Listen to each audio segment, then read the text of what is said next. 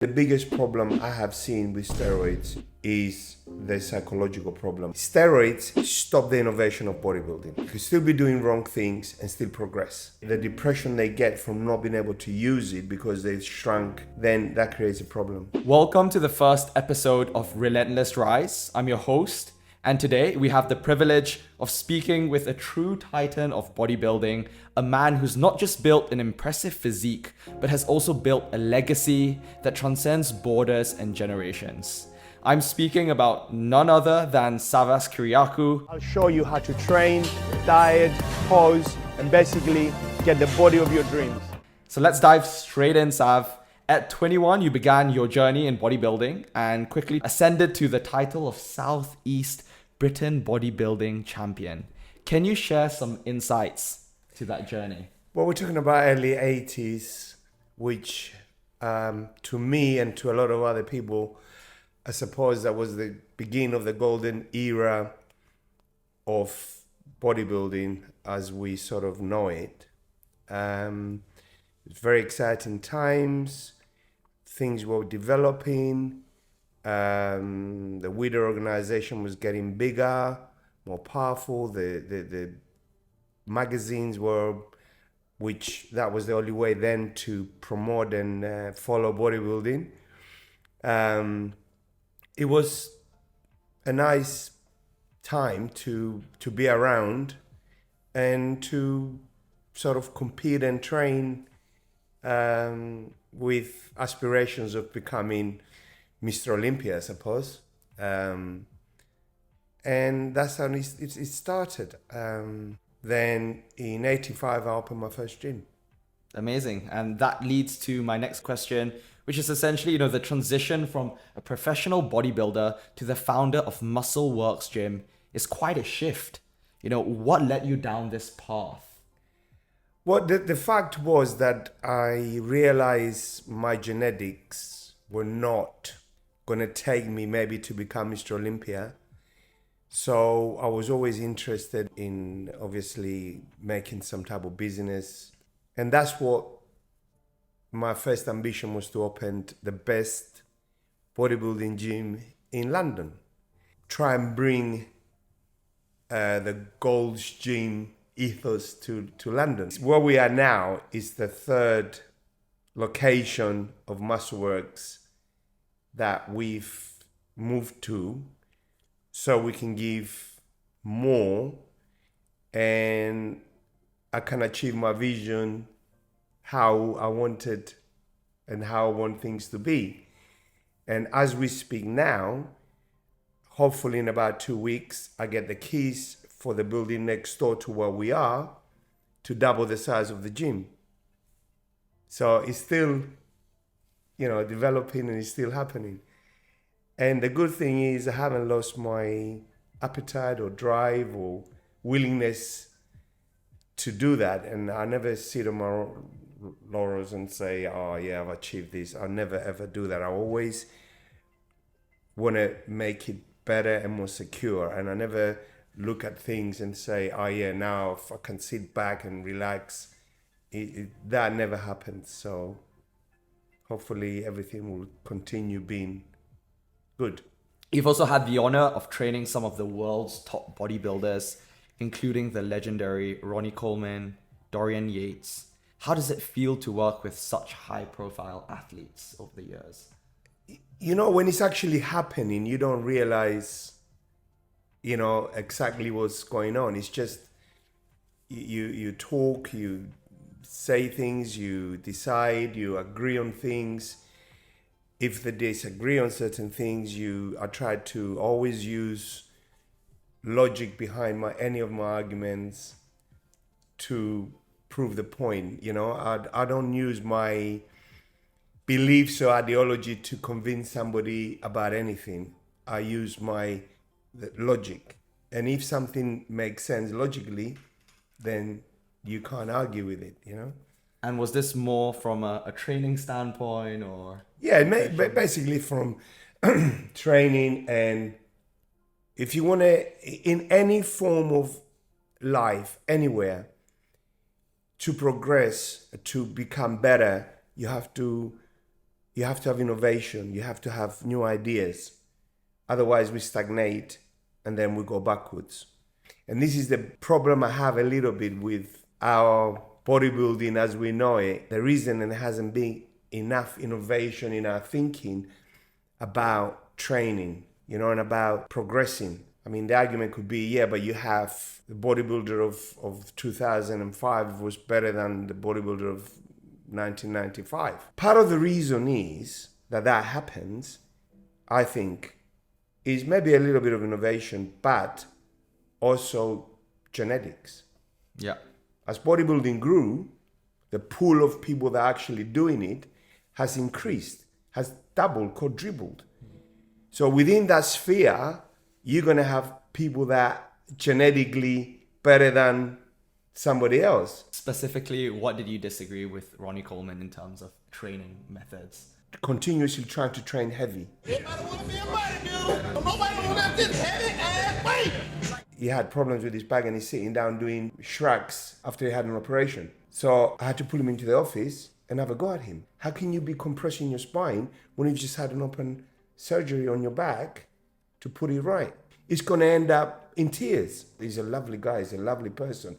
You see, the problem is that everybody becomes emotionally attached to specific things because they've done it for so long, because they achieved by doing those things. And because they're emotionally attached to that, it's near enough impossible to get them to change their mind. And that is a problem with everybody. There's so many ego lifters in the gym who defend themselves for lifting heavy because they said, well, Ronnie Coleman did it. But your number one argument was there's 1,000, hundreds of thousands of people who ego lift, and not even a single person looks like Ronnie Coleman. And that's going to the genetic. Me. Yeah, but that is... Look, I'm not making that up. I suppose I'm in a better position than other people because I've spent so many hours in the gym watching, and I mean, some people call it a problem. I have a very analytical mind. I want to analyze everything about everything. And how often do you get individuals coming up to you saying they've got shoulder pain, back pain in the gym? Every day. Every single day, I will get somebody coming in with a problem. A 21-year-old young man that's only been training for a year has tendonitis on his elbows. It shouldn't be happening. I should be having tendonitis on my elbows. I'm 63 and I don't. So, and the reason that happens is because they've been doing things wrong. But in reality, I don't blame that person. I blame the so-called teachers, the information that's available, and that creates a problem because a lot of the information out there is completely and utterly wrong. And don't get me wrong, I have done wrong things. I did everything there is out there wrong. I have done it when I didn't know any better because I've been told to do that or because I saw somebody else doing it. So I know what it's like. So I'm not being clever here and thinking, I'm more. No, I have done everything there is to do wrong in the gym. I have done it. By 2010, MuscleWorks was producing loads of champions. Of course, a lot more before too, but by 2010, you had 50% of the UK BFF's men's champions training at your gym. What do you believe was driving the force behind this success? If somebody competed and he won, I let him train for free. Okay? It didn't matter what competition it was. It could have been Mr. Tesco's. Okay? So, and that created one person would bring the other because they knew if they came there, the competitiveness will help them become better. The criticism they get from me, the honest criticism and the advice will be there at any time of the day or night. And I made sure the equipment I was putting in the gym, it had to be a specific type to make sure that is what people wanted.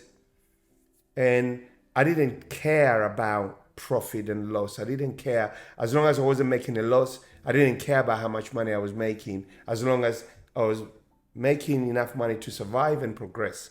The bodybuilding industry, as you said, has changed, and you've seen these changes over the many years. Could you point to one that has been particularly impactful and why? Steroids stopped the innovation of bodybuilding. Okay, that stopped the innovation because of the simple reason that you could still be doing wrong things and still progress. And that's a fact, because they will correct the wrongdoings up to a point. You know, forget about the fact that if you did things right and you still take steroids, you even progress even more. So I think that created a misconception about training, a misconception about how to go about things. The dosages of steroids increased from what people were using in the 70s, 80s, 90s. And then you had the introduction of other things apart from steroids, like insulin, growth hormone, other chemicals. And that created other problems. Training and nutrition are paramount in bodybuilding. What's your personal philosophy, and what would you say is key for anyone looking to improve their physique? Diet is very important, but not as important as training. Training takes top spot, because you could be on the most perfect diet on the planet using the latest knowledge and science, but if you're training wrong, nothing is going to happen. But on the other hand, you could be training correctly or semi-correctly, and you'll improve a lot more even if your diet is not perfect. You know, I'm not just talking about body fat levels here. I'm talking about actual muscle growth. So if you live in a Western society, even if you're eating McDonald's and KFC, as long as you're training correctly, you will put on muscle. Because in those foods, by the way, I don't get paid from KFC or McDonald's. By eating those foods, you're still getting enough protein, amino acids, carbohydrates, fats to be able for your muscles to grow. Okay, obviously if you're in a better diet and you're training better, you're going to improve even more. But the paramount, most important is training. And this is not good for the business of supplement companies or even my business, because I sell supplements, I make money from selling. The fact is a fact. Unless you live in a third world country that your nutrition is so bad, then obviously your training is going to, even if you're training correctly, you're not going to grow. But in a Western society, there's no way you're not going to grow. And I've seen people. Brian Buchanan, he was the youngest junior British champion, the youngest Mr. Universe, and he didn't have enough money as a teenager to eat bodybuilding food or have bodybuilding supplements. But because of his genetics, and he found the right way to train to improve his muscles and get bigger, he was eating potatoes, milk, eggs, and chicken. Not a lot, what he could get his hands on because it was cheap food, while he won the junior British champion at 17, 18 years old. And he had an incredible physique because his training was so productive, it grew. So, and he's not the only one I know that happened to, you know. So obviously it's good for our business and good for the business of the fitness industry to brainwash us that we need all the supplements and all the other things. But the most important thing is coming into the gym and training. I'm not using the word hard, I'm saying training correctly. Because actually, if we train correctly, we probably don't even have to train as hard. And MuscleWorks is, in London, probably, the best bodybuilding gym. Out of the pool of athletes in MuscleWorks, how many % train correctly? 5%, maybe not even that. Wow. And I feel ashamed because they're training at my establishment and they're training wrong. How do I justify that? I watched somebody pick up a pair of dumbbells, lying on the flat bench and going that way and pressing the weight like this. And I said, why are you doing it? I knew why he was doing it. I said, why are you doing it? He said, I want to hit the middle of my pecs. Okay? I said, okay, you assume that you've been told that. It sounds, to me, that sounds the same as telling me the earth is flat. I'll give you another example. A guy was saying to me, my lower pecs don't grow. Okay, well, how do you do, for example, in reality, I don't want to go there, but there isn't lower and upper pecs, there is a pec. A pec is a pec. Okay, and I said to him, show me what you're doing. And he's doing decline benching on a decline bench with quite a bit of heavy weight, but he's bringing the weight on his, not even on his pecs, not in a line of resistance with his pectoral muscles, on his belly. Okay? And he's bringing the bar here, below his pecs. I said, well, no wonder your pecs are not growing. Because you're not recruiting enough muscle fibers. You're using your shoulders and traps more, mainly your shoulders, to move the weight. So if you bring the bar in the middle of your pecs, which is the middle of the whole pectoral muscle area, then you'll recruit a lot more muscles and your chest will develop better. But the only problem we have is you're going to have to maybe half the weight you're using. So he doesn't set with half the weight, less reps than he even did with a heavier weight. And he comes off the bench and he's going, breathing deep, because he recruited more muscle fibers. And he says, I really feel my pecs. Okay, he said, well, that's what you got to do. I turn round to go away to do something else in the gym. What does he do? He put the same weight as he had before and does exactly what he did earlier on. Because he couldn't make himself use less resistance, less weight. And his objective wasn't to lift more weight. His objective really was to get bigger pecs.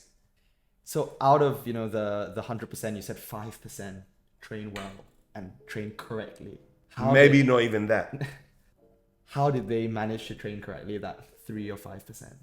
Either because somebody explained certain things to them, they understood it, or, okay, why is everybody deadlifting nowadays? Okay, everybody wants to get bigger muscles. Okay, they want to lift heavier weight, but they want to get bigger muscles, and they do deadlifts and waste so much energy and effort in doing deadlifts, damaging their discs, getting herniated discs on a daily basis, having back problems. Why are they doing it? Because it's the fashion. Because they want to go on Instagram and deadlift 400 kilos or 200 kilos. What else? And it's to do with that. Similar, bent over row, heavy bent over row. Yeah. Why did we see, the likes of Dorian, Yates, Ronnie, Coleman lift heavy bent over row with thick back? Can you name any individuals that have as thick back without doing those heavy density stuff? Okay. How many exercises did Arnold do for his biceps? How many exercises did he do for his back? How many exercises did he do for his chest? Loads. Okay, you only need 1 or 2 exercises that are good, they're productive, and the rest will hit other muscles. Dorian had incredible thick lower back, but that didn't contribute to his lats. His lats came because of doing other exercises and because of genetics.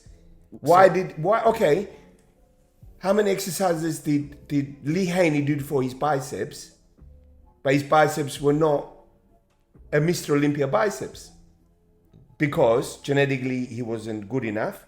And it could be other reasons. It could be because he had the exercises he was doing was not hitting his biceps as much because he had dominant front delts and dominant forearms. That could be the reason. It could be other reasons. But how many other people did exactly the same as Dorian and Arnold and Ronnie Coleman and didn't develop? 99% of the world. So you can't use the exceptions as a rule in anything in life. But the biggest thing I'm telling you, how many other exercises did they do? Why didn't Arnold develop good thighs then? I'm going to say something now, you're going to be shocked, okay? We think that stiff leg deadlifts develop our hamstrings. Okay, think. Yeah. A hamstring is a bicep of the leg. Like you have a bicep of the arm. The only way I can contract the muscle of my bicep is by moving it this way. Okay? The same with the hamstring. You can only do it by doing a leg curl movement. A stretching movement is an isometric. Isometric does not create growth. It creates other things. It stretches the hamstring. It makes it feel more supple. It does other things. But it will never, ever, ever in a zillion years develop your hamstrings. Okay? And people still do it because they think it's going to develop the hamstrings. But at the same time, they're doing leg curls. And to my thought, Robbie Robinson had incredible hamstrings. Well, he only had incredible hamstrings because he was genetically gifted. Yeah. And he had a dominant hamstring muscles. And that's why. And you train, you done leg curls, you done other exercises. Just because you feel the muscle, it doesn't mean the muscle will develop for growth. It's like doing planks for your stomach. See, to me, the word logic has a slightly deeper meaning because it's a Greek word. Yeah. Okay, and logiki means, which is a Greek word, it means what's dictated by the universe. Or if you're going to go theological way, what's dictated by God. So you can't change that. That's what it is. And that's what I'm saying. I mean, I can debate this with anybody if they're willing to come and debate these facts with me. I'm not scared because I know what I'm saying is not what I'm saying, is what the universe is saying. Awesome. This is a great chat on training. I'd now like to shift the conversation to a topic that often stirs a bit of controversy: the use of steroids in the bodybuilding industry. Sav, what's your take on this? It's sad that it has to happen that way. And if you look at every other sport that more or less eliminate the steroid use, they have improved because they allowed themselves to try and get the correct, the natural, logical, whatever you want to say, ways of doing things using science and logic to do things, and they're still progressing. So, but in bodybuilding, because we haven't been pushed to do that, that's why one hasn't progressed. My argument is about training because of steroids. Who should be judged on these is the people, it's our predecessors. Our predecessors should have realized. And when people say old school this, old school that, well, to me, school is something that you go and learn something good. You don't go and learn something wrong and something bad. So we haven't been learned that. We haven't been taught that. That's why I feel it's like my responsibility to try and teach what I know is correct. At MuscleWorks, how do you encourage natural bodybuilding, especially considering, the external pressures and perceptions about steroids? I tell them that the downfalls of steroids, because once you start using them, you don't want to come off them because they keep giving you that extra, you don't become physiologically addicted to them, but you become psychologically addicted to them because you feel that when you don't take them, because your training is shit, basically, you're not going to progress. You're going to be stagnate to the same position. Because what happens is you start training, in the beginning, the muscle grows easily. Doing Whatever, anything, okay? Compound movements, whatever. Your muscles will grow in the beginning. But once you develop your muscles up to a certain point, what happens is you still got to train to maintain that muscle mass and that strength. And then you got to grow on top. Well, it doesn't happen because the training that you're doing, your body can only recover and maintain what you've already done, but you can't progress anymore because there is no capacity for that. And that's why steroids become a sort of need to progress because everything else is shit. What's the most detrimental thing you've seen on individuals who've taken steroids?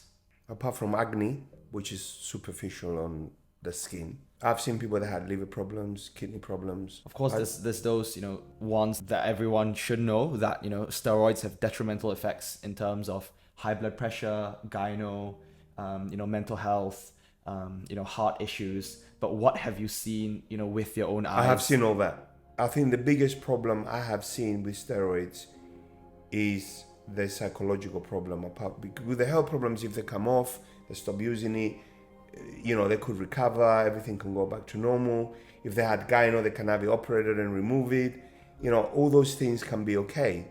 But the depression they get from not being able to use it because they've shrunk and because they're still training and doing the same thing they were always done, then that creates a problem. And I've known a lot of individuals that have given up completely. I mean, you can go back into female bodybuilding of the 90s. Most of those women don't even train anymore, don't even do anything because they've taken stuff they shouldn't have taken. And a woman is harder than a man, the damage they could do. And even, I think, like you said, first psychological problems in terms of shrinking and not feeling as big. Yeah. But secondly, I think with acne, I've seen even individuals who feel so bad about their skin and from trying to overtake a psychological problem of bigorexia or body dysmorphia by taking steroids, they're essentially using steroids to cover up something that could essentially put you in a state where you're psychologically worse. That's a fact. I know people that had to stop using steroids because the blood pressure was so high. If they've been told by doctors, if they continue, they will die. And they were on medication to lower the blood pressure. But those medications create other problems. And out of the 100%, how many individuals usually suffer from the consequences and side effects of anabolic steroids? 50 to 60%, I would say. But it all depends on the amount of time they did it, how much they did, and also what they did. You know, because there's a difference between a testosterone and a trembolone. You know, in America, they call trembolone organ wrecker because it damages your organs more than any other steroid. So that plays a role as well. What I, really have been inspired by is I think we're both on this journey together where we want to ensure and educate people that if training and nutrition are both done correctly, it's best to stay naturally from a health standpoint. There's always going to be individuals who will still want to take steroids. And this is, we're no way in any way encouraging individuals to go on steroids, but how would you ensure that if there's a young bodybuilder who wants to, take steroids, how would you ensure that they do it correctly? My personal advice would be, and that's not, that's my personal advice, okay? I don't suggest people. You'd be better off using less and for a slightly longer period. I think you'll be less harsh on the body, and you probably benefit more than taking a lot for a short period of time. There's quite a few companies out there now that can give you a blood test, they can check, which they're not that expensive, and you can do that. And that way you can probably ensure that if you've been doing things more wrong than you should be doing, then it would show in the test. And that's what I think, somebody should do, 100%. What advice would you give to aspiring bodybuilders who may be tempted to use performance-enhancing drugs for the first time? Okay, first of all, the first thing I would say is you've only been training for a year, for example, okay? And you stop growing. Why do you think that's happened so quick? Why do you think you stop growing? What makes your muscles grow? Your training. So instead of doing that, look at your training first. And if you stop growing after a year, which most people do, then it's your training that's the problem. We take one word, okay, that is used every single day by everybody, and that's bulk. I'm bulking up. I mean, my bulking face. What the hell is bulk? It doesn't fucking exist. Our body is muscle, fat, and water and bone. There is nothing else. Something could be either fat or muscle. We don't have, in bodybuilding, we invented this new thing. We're gods, and God invented this new thing called bulk. It doesn't exist. Whoever mentions that word to you, you should know that person knows jack shit about bodybuilding. And if that person wants to come and discuss it with me, I'm open. We do it in public, and I will destroy them because I'm sick and tired of listening to that bullshit. Okay, because it doesn't exist. So someone aiming to build muscle or get shredded, how will the diet change instead then? Well, getting shredded is basically, there isn't such a word as getting shredded, is lowering your body fat. Yeah, and how do you... So the body fat it becomes less by utilizing the energy that you have stored in your body, which is fat, utilizing that fat in a constructive way. So while you're trying to do that, you're not losing muscle.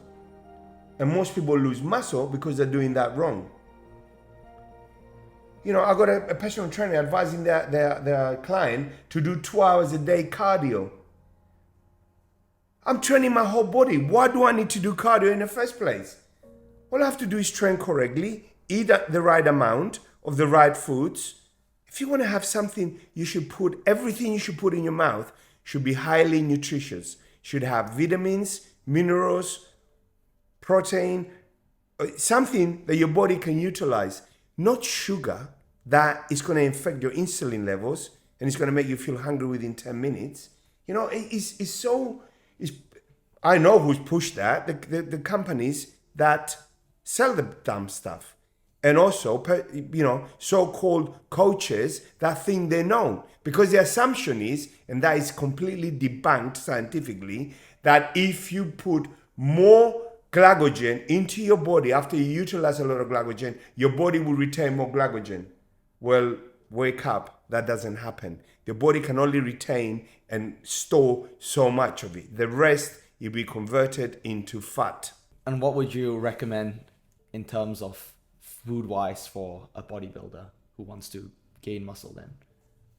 But just eat enough to have enough energy to train and enough to recover. So to track calories or just to But tracking calories is a guideline.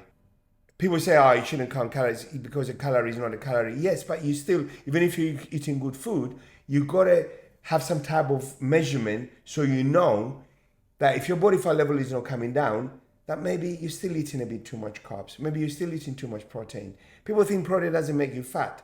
People think only fats and carbs makes you fat. No. Anything that has a calorie could make you fat. It doesn't matter if it's good or bad. As long as you're consuming more energy than you're releasing. As long as you're making sure that you're not eating less than you need to create a good environment for your training and a good environment for your recovery. Then, and if you feel that what you're eating is maintaining your body fat and you're still progressing, you're building muscle, then why should you eat more?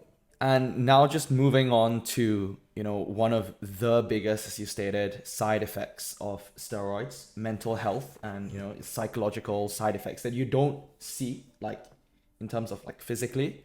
But speaking of mental health, the fitness industry, particularly bodybuilding, has been linked with a condition known as body dysmorphia or bigorexia. Mm-hmm. Sav, what's your take on this condition? I think it's quite big because I've seen people that they look at themselves in the mirror and it's like an anorexic person that see themselves that they are still fat. They're not that slim. They're not that skinny. It's the completely opposite to people that are quite big. They have a lot of muscle in their bodies, but they look at themselves in the mirror and they think they're still small. And I see it every day. As a psychological problem, it's not manifesting itself to dangerous levels. How do you think we can help the fitness industry address and reduce the stigma associated with body dysmorphia? I think you need more people, I suppose, to bring it out in the open more and make people that suffer it acknowledge that they have this problem. Because the problem, I think, is as well, is they don't realize and they don't want to acknowledge that is happening to them. And that is, you know, it's harder to tell somebody, you know, look, let's just change a little bit the way you're thinking, if they don't acknowledge the fact that they have that problem. I guess on the benefits or the positive side of things, we can just see that, you know, we can always do our best to put good messages online. Well, like we're doing now. I suppose this is, you know, we can use things to help, not to distract and ridicule and embarrass because they feel that it's funny or, you know, this is, if more people do what we're doing and we do it correctly and what we're saying is more or less is not bullshit and is correct, then it will help overall the whole environment of social media. And one final question, Sav, as you reflect on your career, what achievement stands out for you? Able to come into this country when I was 14 years old by myself, not become an alcoholic, not become a drug addict, not become a gambler, not doing anything that was possible for me to do and other people have done. To me, that's the biggest achievement because it was so easy not to do that. When I look back, to me, that is the best. You know, everybody at school would be smoking. I didn't want to smoke. Everybody would be maybe smoking some other substances. I wouldn't keep away from it. You know, gambling, betting shops when it used to exist before online, you know, all those things, drinking, never ever done it. And because I was scared of getting into that world because I knew it would distract from me and my other dreams I had in life. And it's one more thing that I haven't achieved yet, but I'm working on it now, is getting my history degree in Open University, which I'm doing now, because I couldn't do it when I was younger. And that will be, to me, the biggest achievement that I have managed to do. You know, I've done other degrees and other stuff in biomechanics and nutrition, but that's not this I wanted to do when I was younger, but I couldn't afford to do it. And what is that one message you'd like to put out there? Listen to a lot and believe little. Analyze things that you listen to. If things don't make sense, question them. You know, that is the biggest thing that I think will help people. For my next podcast, what is a question you'd like to ask to the next individual who's coming on? Why are we still training like we were training 50, 60 years ago? Why are we still doing exercises that were invented in a circus? Everything else has moved on and we're still there. I want to know the answers to that. Sav, I cannot thank you enough for the time to share your insights and experiences with us. Your dedication to health, fitness, and the well-being of others is truly inspiring. To our listeners, remember that the journey to a healthier, stronger you is just as much mental as it is physical. Until our next episode, take care of your body, be kind to your mind, and keep pushing your limits. Stay strong and keep rising. Thank you very much. Thank you. Thank you.